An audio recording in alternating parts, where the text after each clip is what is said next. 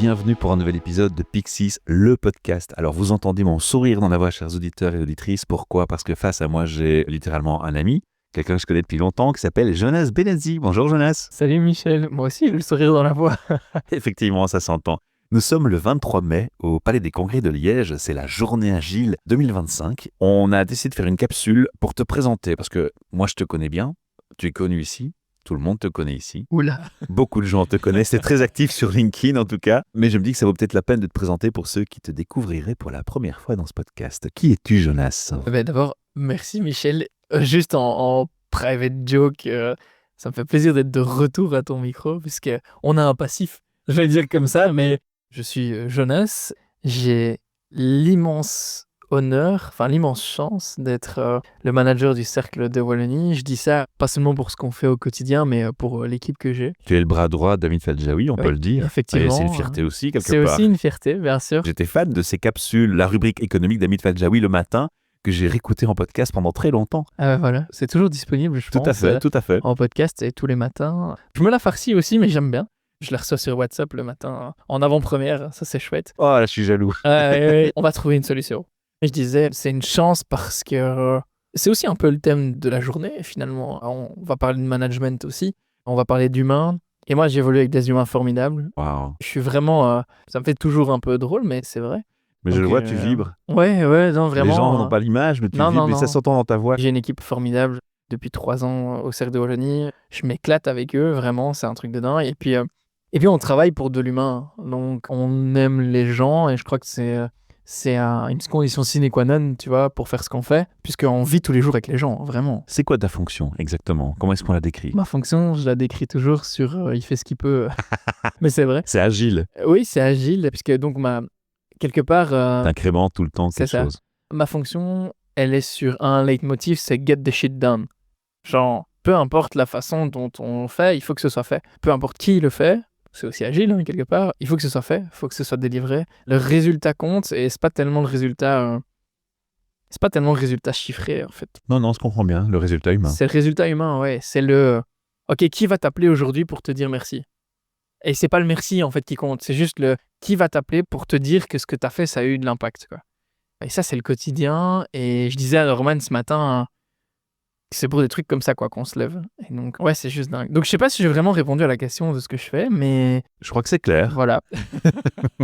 Alors, pour ceux qui ne connaîtraient pas, alors je serais très surpris, mais on va quand même être prudent. Pour ceux qui ne connaîtraient pas le Cercle de Wallonie, le Cercle de Wallonie, c'est quoi ? Le Cercle de Wallonie, la mauvaise présentation serait de dire qu'on a un club d'affaires. C'est bizarre de dire ça comme ça, mais on a une communauté. Et je tiens beaucoup à ce mot, communauté, parce que communauté, ça veut dire énormément de choses. Ça veut dire des valeurs, ça veut dire aussi des gens qui se ressemblent, ça veut dire des pairs avec qui tu peux vraiment échanger. Et des connexions. Exact. Je disais échanger, mais créer de la valeur aussi. Ouais. On est une communauté de dirigeants d'entreprise. Et dirigeants d'entreprise, ça veut pas forcément dire CEO de la multinationale, quoi. Ça veut juste dire, ok, tu apportes une certaine valeur à l'entreprise pour laquelle tu évolues, pour laquelle tu te donnes, et à partir de là, tu as des choses à partager avec les autres. Et dans les membres, tu as des petites PME, tu as des patrons sûr. de grosses boîtes internationales, tu as des patrons de boîtes avec des vraies valeurs aussi, c'est important. Ça. Exact. Et on attache beaucoup d'importance à ça, en fait. Dans beaucoup de clubs d'affaires que j'ai pu fréquenter, c'était au final, bon, est-ce que tu peux payer ton adhésion ? Si oui, bah tant mieux et viens, mais on va pas te poser plus de questions. Moi, ce que je trouve intéressant dans la démarche que nous on mène aujourd'hui, c'est je m'en fous que tu puisses payer ton adhésion ou pas, en fait. Ça m'est complètement égal. C'est finalement qu'est-ce que tu fais et qu'est-ce que tu viens chercher. Et quelle valeur ajoutée tu apportes. Exactement. Qu'est-ce que tu as dans les tripes. À partir de là, on peut commencer à parler. Et c'est ça que je trouve génial aussi. C'est tu peux très bien avoir ta petite boîte, toi tout seul, créer beaucoup de valeur autour de toi, venir au cercle et être à côté du patron de je ne sais quelle immense entreprise et que vous parliez d'égal à égal, quoi. Et ça, c'est génial de pouvoir faire en sorte que peut-être des plus petits entrepreneurs, pas du tout dans le sens péjoratif du terme, loin de là, soient en contact direct avec des plus grosses structures parce que l'un et l'autre s'alimentent, quoi. Je peux témoigner. J'ai une petite assoce et un jour, tu m'as invité pour donner une formation podcast au Cercle de Wallonie. Donc, même des externes peuvent parfois collaborer avec vous et apporter de la valeur ajoutée à vos membres. C'est ça. Mais il faut avoir une offre de valeur ajoutée à proposer. Tout à fait. Et d'ailleurs, je te remercie encore parce que on avait fait toute une matinée, je pense, et on m'en parle encore. Donc, l'invitation est là, je le dis, et c'est enregistré. On peut le refaire avec grand joie, plaisir. avec joie, je n'attends que ça. Voilà. J'étais vraiment très heureux de le faire aussi. Alors aujourd'hui, tu es à la Journée Agile, donc tu représentes le Cercle de Wallonie, donc on va plutôt dire Jonas, mais aussi le Cercle de Wallonie pour la première fois à la Journée Agile. C'est la première expérience. C'est la première expérience à la Journée Agile. Je suis super content d'être là parce que Pixis est membre du cercle depuis quand même quelques années maintenant. Comme je disais en intro, notre but c'est de créer de la valeur pour les membres. Donc quand Norman en particulier nous avait parlé pour la première fois de la Journée Agile, il nous avait dit tiens, est-ce qu'on peut le faire savoir dans l'écosystème d'office, allons-y. Ça résonnait beaucoup. J'avais pas eu l'occasion de venir parce que conflit d'agenda, parce que d'autres choses malheureusement. Cette année, j'ai bloqué la date et j'ai dit à toute l'équipe cette année j'y vais parce que je pense que vraiment le contenu qui est délivré aujourd'hui est important et je dois l'intégrer aussi dans mon quotidien en termes très pragmatiques de manager. Pour l'instant, je suis en train de lire Agile Conversation. Ce que j'y trouve maintenant dans le bouquin résonne assez bien. L'agilité, j'ai compris. Ça a quand même quelques années maintenant. Et je trouve que ça n'a jamais autant résonné qu'aujourd'hui. Est-ce que tu appliques l'agilité ou des principes agiles déjà au Cercle de Wallonie ou pas encore? Tu reconnais des choses qui se font? Ouais, est-ce que j'applique des principes agiles au quotidien? Je vais te répondre, je ne sais pas. C'est un peu bizarre et j'espère que cette journée du coup va m'aider à comprendre ce que j'applique et ce que j'applique pas. Parce que c'est bien de lire des bouquins, mais en fait tu te rends compte vraiment des choses que quand tu es en contact avec d'autres humains qui pratiquent et qui t'expliquent leur façon de voir et tu dis ok, en fait j'ai lu ça entre les lignes, mais tu montres que je suis peut-être un peu à côté de la plaque. Il faut un temps d'adaptation. C'est ça. Donc moi, je suis vraiment un débutant, mais l'intérêt y est. Je pense que c'est aussi ça qui fait. Si tu t'intéresses, tu vas pouvoir le mettre en place. Et aucun feu ne démarre sans étincelle. Exact. C'est typiquement jour de journée. En fait, il est encore un peu tôt. Je viens quasiment d'arriver à peu de choses près. Bon, il y a 2 bonnes heures, mais je remarque tout de suite, c'est ce que je disais à Norman. Je suis arrivé, j'ai senti l'atmosphère directement. C'est bizarre, hein. Je fais quand même 150 événements par an, donc je suis un peu habitué au salon, aux conférences. Ma morning routine, c'est pas du tout mise en place de la même façon ici que partout ailleurs. C'est bizarre. Les gens sont hyper cool, hyper relax. Il y a un truc qui fonctionne pas ou quoi, c'est pas un drame. C'est faire communauté, c'est ce que tu crées avec le Cercle de Wallonie aussi. J'espère. Mais non, donc, et je me suis senti directement accueilli et c'est vraiment ça ce que j'ai aimé. Alors, tu nous as dit ce que tu aimais. Est-ce qu'il y a des choses, peut-être que tu vas découvrir après, ou déjà des choses où tu te dis « Ah, on aurait pu faire ça mieux » ou « J'aime pas » ou « J'attends quelque chose de particulier ». J'ai une attente. Est-ce que tu arrives à une attente? Alors, j'ai une attente par rapport à cette journée, un peu comme je disais En juste mode avant. découverte. Oui, c'est de m'ouvrir les yeux et de sortir un peu des bouquins, puisque j'ai pas souvent l'occasion de parler d'agilité ou de management. Je veux dire, même si dans la communauté que je fréquente, je suis entouré de top managers, etc., et qui ont tous leurs secrets, leurs méthodes, leurs machins, et qui peuvent te partager leur vécu, c'est pas sous un angle en particulier, tu vois. Et ici, on est vraiment... L'idée de la journée, c'est le focus, c'est sur cet angle d'agilité et sur tous les principes qui tournent autour. Donc, j'attends beaucoup de cette journée, de me nourrir des gens. Voilà, je me suis toujours nourri des gens. Et aujourd'hui, je vais encore plus me nourrir de ce que toutes ces personnes ont à m'apporter, de ce que je peux appliquer. Et je trouve que ça se fait dans la bienveillance, quoi. Ça se fait pas dans le paternalisme et j'aime pas ça. Je me sens bien, quoi. Ça fait plaisir à entendre. Alors, j'ai vu que vous êtes venu avec du matériel parce qu'évidemment, vous avez au Cercle de Wallonie votre podcast aussi, vos productions. Tu fais des interviews. Ici, ça va plutôt être Pixis qui va mener les interviews. D'abord parce qu'on a un souci du contenu. Surtout sur ce genre de sujet, je crois qu'on s'improvise pas, quoi. Vraiment. Alors toi, tu as la chance de bien maîtriser le sujet. Moi, j'ai pas ce mérite-là. Je vais pas parler de choses que je connais pas ou que je connais pas bien. C'est pas un syndrome de l'imposteur ni quoi que ce soit. C'est que je pense qu'à un moment donné, faut faire un pas de côté aussi et accepter d'écouter. Et aujourd'hui, je vais vraiment me mettre comme spectateur. Il y a un plateau télé qui a été mis en place dans le grand salon de réception. Et moi, j'ai hâte d'entendre ce que les gens qui vont passer ont à raconter, quoi. Alors, avec ou sans culture agile, on se questionne tous les jours. Toi, je sais que tu te questionnes beaucoup, tu te remets en question, on l'entend dans tes premiers feedbacks que tu dis au micro. On sent tout de suite que tu es quelqu'un qui réfléchit sur ton statut, dans la gestion d'équipe, dans la gestion des relations humaines. C'est ce que tu as mis en avant en premier. C'est quoi le challenge pour toi, qu'on soit agile ou pas, du leadership? Parce que tu rencontres plein de patrons d'entreprise, tu fais plein d'interviews, tu rencontres plein de gens qui te racontent leur parcours d'entrepreneur. Des parcours, t'en as entendu un paquet là depuis que je te connais. C'est quoi le challenge premier de l'entrepreneur et du leadership? Le challenge premier de l'entrepreneur et de son leadership en particulier, en fait, c'est de réussir à faire en sorte que les équipes soient toujours avec toi. La connexion, le lien. Oui, c'est vraiment ça, parce qu'en fait, c'est un peu bateau ce que je vais dire là, mais mal entouré ou pas entouré, t'avances juste pas. Et donc, quand t'as une équipe, je crois que ça doit être ton moteur principal. En tout cas, c'est le mien.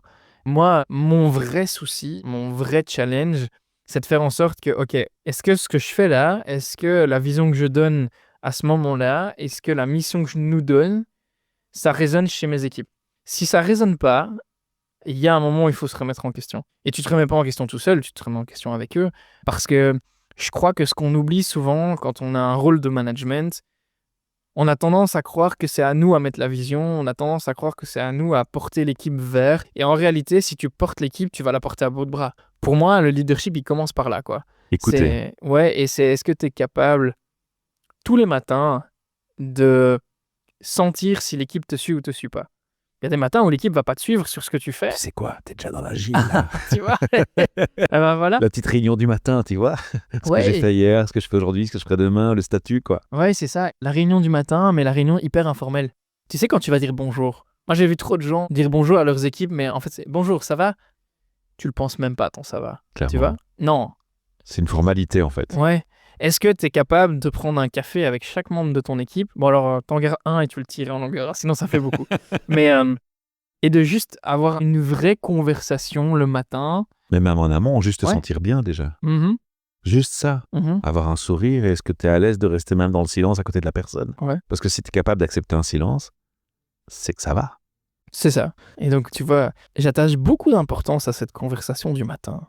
On a des équipes qui sont jeunes, la moyenne d'âge, c'est 27 ans, hein, donc c'est des profils de personnes qui, quand ils commencent leur journée, c'est des bulldozers, quoi. Ça Ça roule. tape, quoi. Ouais, ça tape. Et toi, ton rôle, c'est un peu de les enlever de la route 2 minutes. Et je crois qu'à notre âge, ça peut paraître un peu bizarre, genre, j'ai pas le temps de parler là. Si, attends, on va prendre le temps de parler parce que on va parler 10 minutes. En 10 minutes, t'as peut-être même produit ce que tu devais faire en 1 heure. Ouais. Parce qu'ensemble, on a trouvé des clés, on a trouvé... Juste aligner un point, quoi. Ouais. Si on prend du recul, maintenant on se détache de l'entreprise et on regarde de façon plus globale le monde et la société qui changent beaucoup. On parlait du VUCA, puis on parle d'autres termes, et les termes et les acronymes vont changer tout le temps et très vite, ça va aller de plus en plus vite. Là maintenant, le gros bouleversement dans la société, c'est lié aussi à l'agile, hein. C'est les IA, c'est les ordinateurs quantiques qui vont arriver, c'est le questionnement que ça génère, c'est la vitesse à laquelle les choses vont se faire, les chocs qui se passent maintenant font faire x10, x1000 en termes de fréquence et de vitesse. Est-ce qu'au Cercle de Wallonie, c'est quelque chose dont on est déjà conscient? Est-ce que c'est déjà des choses qui reviennent dans les discussions des entrepreneurs que tu rencontres? Les grands changements de société qu'on vit depuis... Allez, d'abord, la société a toujours changé. Mhm. J'ai l'impression, Mais pas à cette vitesse. peut-être pas à cette vitesse. D'abord, oui, on en est ultra conscient. Alors, on a aussi la chance d'avoir un leader, un numéro 1 qui est hyper... Calé dans le domaine. En fait, curieux. Ça a été un des premiers à vraiment parler d'intelligence artificielle générative et de ChatGPT qui débarquait aux États-Unis, qui allait débarquer en Europe, et c'était un des premiers à avoir écrit sur le sujet en disant « Tiens, intéressez-vous ». C'était Hamid. Regardez, il y a un truc qui s'appelle ChatGPT, ça va débarquer, vous pouvez déjà le tester là, machin. Il va pas être dans le « faites ce que je dis, pas ce que je fais ». Il l'a dit à la radio le matin, à 7h ou à 8h, je sais plus. À 9h, il le disait à ses équipes en disant « Les gars, maintenant, tout le monde s'arrête, allez voir ce qui se passe ».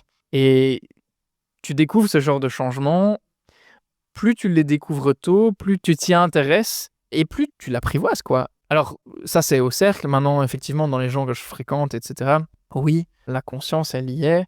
Et il y a plein d'écoles différentes de positionnement par rapport à ces changements. Il y a ceux qui disent que c'est vraiment un changement majeur, etc., et qui ils font tout pour faire vivre leur société avec ce changement-là, et qui, en fait, dans les faits, c'est la même chose qu'hier, et ce sera la même chose demain. C'est dommage. Il y en a qui n'en parlent pas trop, et pourtant qui y travaillent énormément.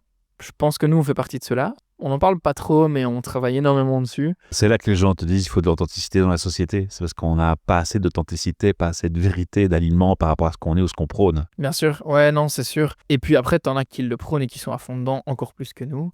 Moi, j'accueille ces changements, c'est personnel, j'accueille ces changements avec beaucoup de positif. Mais comme on dit toujours, une invention n'est pas le problème, c'est ce que l'homme en fait qui est le Exact. problème de l'invention. Exact. Parce que je pense que ça va, par exemple, oui, ça bouleverse l'emploi, ça bouleverse les emplois, mais ça va créer énormément de nouvelles choses, ça crée déjà énormément d'opportunités, ça crée énormément de vocations. Et surtout, c'est disruptif suffisamment que pour nous obliger à réfléchir et à changer. Et ça, quand on fait de la résistance au changement, il n'y a pas mieux. Exact, exact. Ça... Ah oui, là, t'es obligé. T'es obligé parce que, en fait, t'arrêteras pas le changement. C'est vrai. T'arrêteras pas le changement. Ça sert à quoi d'être En fait, tu es réfractaire? très agile, tu sais. Mais c'est un fait, quoi. Ouais. Qui est assez puissant pour dire maintenant, on va arrêter l'avancée de l'intelligence artificielle ou d'autres choses? Qui va arrêter? De toute façon, ceux qui font de la résistance au changement, souvent, finissent par céder. Le changement, il est là, il s'impose. Ouais. Point. C'est certain. Donc voilà. Tu sais, je travaillais dans un centre d'appel pendant de nombreuses années, et c'est le genre d'endroit où quand tu réponds au téléphone, tu te fais d'abord insulter, parfois tu peux prendre 100 insultes sur une journée. Tu sais que l'humain peut parfois râler, il est râleur, tu vois. Mais quand ça va bien, c'est rare quand les gens te disent « Ah, je suis content, ça va bien ». Et ça à un tel point que moi, j'ai commencé à changer ça, et maintenant, je cultive la culture du compliment, mais sincère, avec le cœur. Je constate que c'est très difficile pour les gens de recevoir un compliment. Et je vais clôturer cette interview en t'en faisant un. Depuis le temps que je te connais, je voudrais clôturer cette interview en disant que tu es une personne que j'aime beaucoup. Vraiment. Voilà, tout simplement. Bah écoute, Tu as plein de qualités et ce que tu fais m'inspire et tu m'as bluffé à chaque fois que je t'ai parlé, à chaque fois que je t'ai vu, à chaque fois que je te vois travailler, à chaque fois que je te vois agir, tu me bluffes. Et ça, c'est de l'agilité pour moi. bah écoute, alors moi tu sais que j'aime bien avoir le mot de la fin, le dernier mot. Non oui, ça, je me rappelle. oui, c'est ça. Non, et puis non, mais à mon tour aussi, c'est que merci d'abord. Et c'est sincère, tu me connais. Oui, bien sûr, bien sûr. Et moi j'ai un autre point vraiment sincère, c'est que si je t'ai bluffé ou si ou si on a développé Cette ce amitié. feeling et cette amitié, c'est parce que je me suis construit avec les gens qui m'entourent et t'en fais partie. On est le reflet des personnes qu'on fréquente. Donc, le compliment que tu me fais, et moi, je suis ton miroir aussi, hein, donc t'as fait partie des gens qui m'ont construit. Tu fais toujours partie des gens qui me construisent. Donc, quelque part, ce compliment, il va aussi à toi. Merci. Donc, voilà. Je crois que c'était une belle façon Ah ouais, de voilà. clôturer Et ce podcast. c'est toujours chouette d'être à ton micro, donc Ok. voilà. Alors, Jonas, on va se quitter quand même sur un mot important. Si on veut joindre le Cercle de Wallonie, Moi, je suis très actif sur LinkedIn. J'aime bien avoir des conversations. Donc, en fait, venez me parler, quoi. parfois je me demande, mais où il trouve son temps pour faire tout ça? Bah, C'est ça se l'homme prend. orchestre. Non, mais ça se prend. J'ai arrêté de culpabiliser de prendre le temps. Hmm. Bon, c'est un peu bizarre à 27 ans de dire ça, mais on dirait un vieux qui parle. Mais en fait, non, je te jure, j'ai arrêté de culpabiliser de prendre le temps. Parce que je me rends compte de la valeur du temps consacré. Exactement. Donc, Et puis la vie passe si vite que si on prend pas le temps, exact. à quoi ça sert? C'est ça. Donc, je crois que le meilleur moyen, c'est... discutons sur LinkedIn, les enfants. Ça marche. En tout cas, si on veut te rencontrer, au Cercle de Wallonie, on va te rencontrer aussi de toute façon. Ah oui. Et les auditeurs et auditrices peuvent, et le savent, pour ceux qui suivent la chaîne podcast, te laisser un message vocal, puisqu'on a un répondeur vocal. Donc, les gens sont un peu timides. Tu sais, le podcast, c'est un format où on écoute en intimité. Tu vas sur Facebook, tu fais un like, tout le monde le sait, tout le monde le voit, tu prends position en public, tu vois. Dans le podcast, t'écoutes, t'es discret dans ta voiture, aux oreillettes, personne ne le sait. Tu n'affiches rien. Et donc, du coup, je pense que ça freine un petit peu les internautes pour prendre le courage de cliquer sur un lien, laisser un petit message vocal. Mais parfois, ça ferait tellement de bien de nous entendre parler, les amis et les amieux, et nous dire qu'est-ce que vous pensez de cet échange, qu'est-ce que vous pensez de Jonas, qu'est-ce qui vous inspire, vous avez envie de le féliciter, lui dire merci, lui faire un petit message. Allez-y, go, on partagera avec lui. À très bientôt pour de nouvelles aventures podcast. À bientôt.